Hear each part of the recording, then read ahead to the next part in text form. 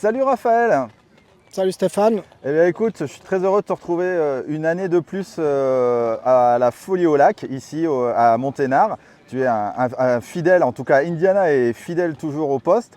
La gamme Indiana, on va essayer d'en parler un petit peu plus, en tout cas sur Foil Magazine cette année. Et vu que là on se retrouve au bord d'un lac et que le vent tarde à venir, je me disais que ça serait sympa de faire une vidéo justement sur quel matériel, parce que vous êtes un peu les rois du pumping quand même chez Indiana, quel matos tu conseillerais si là des gens voulaient aller faire du pumping sur le lac? Ça dépend un peu le niveau des gens. Ouais. Si c'est des débutants ou si c'est des pumpers confirmés. Ouais. Ça va vraiment entrer en ligne de compte. Là, on a deux setups ici qui sont pour des pratiques un petit peu différentes, Ok.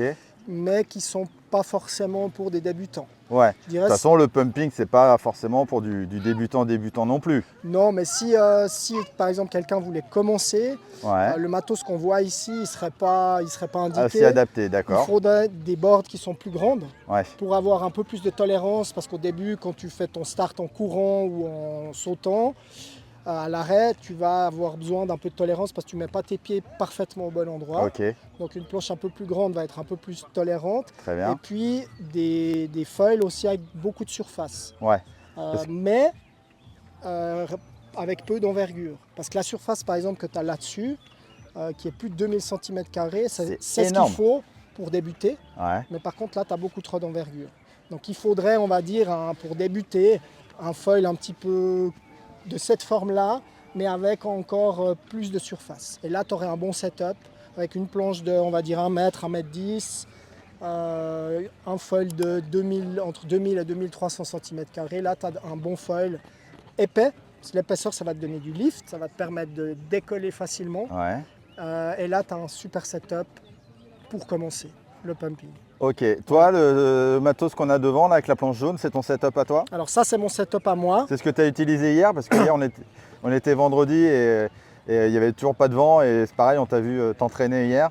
Ouais, ça, c'est mon setup à moi. Ça, on pourrait dire que ces deux foils, en ce moment, je les utilise. Donc le Condor XL et le 1200, c'est les foils que j'utilise maintenant.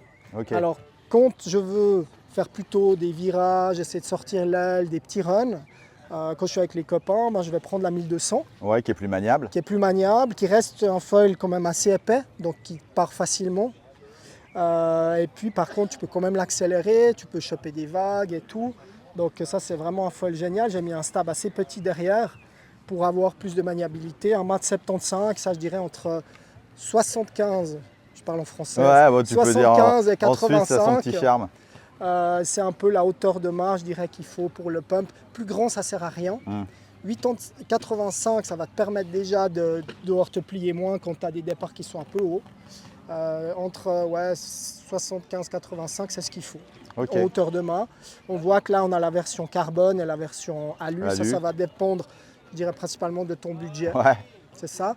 Parce que la rigidité des mâts, elle est quasiment identique entre le carbone et des bons mâts alu. Par contre, sur juste un mât, tu vas gagner à peu près 1 kg. Ouais. Et tu vas avoir un mât plus fin, donc de la vitesse. Un peu plus de lift. Ouais. Ok. Plus de vitesse. Ok.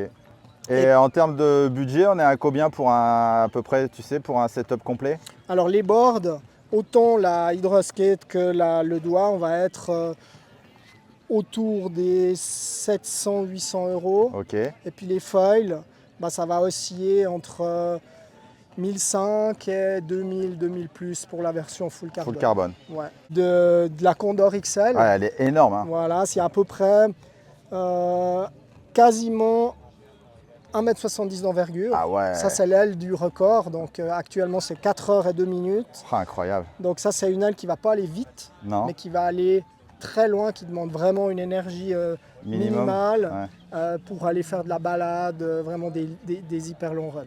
Ok. Voilà. Dernière chose qu'on ne parle pas souvent, sur les boards, il y a deux écoles. Il y a ceux qui vont vouloir une board fine, très petite, qui va avoir juste la flottabilité pour pas perdre le foil, pas que le foil coule, et des boards plus épaisses, comme là, le doigt ici, avec laquelle on va avoir beaucoup plus de volume parce que ça va être beaucoup plus confortable pour pagayer quand on tombe loin du bord, ou alors après, dès qu'on veut aller faire du surf foil, là aussi on a besoin de volume.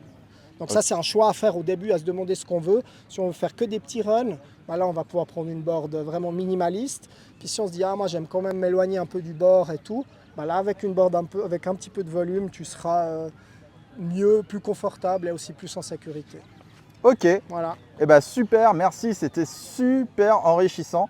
Et où est-ce qu'on peut retrouver tous ces beaux produits Indiana? Bah, sur le site, on a un site qui fait de la vente en ligne dans tous les pays. Ok, Voilà. Et puis après, ben, dans ton shop préféré, il faut aller regarder si on est référencé chez eux. eh ben super, eh ben écoute, un grand merci. Je vais te laisser retourner aller sur l'eau C'est ça. et à très bientôt. Ciao, ciao. Salut!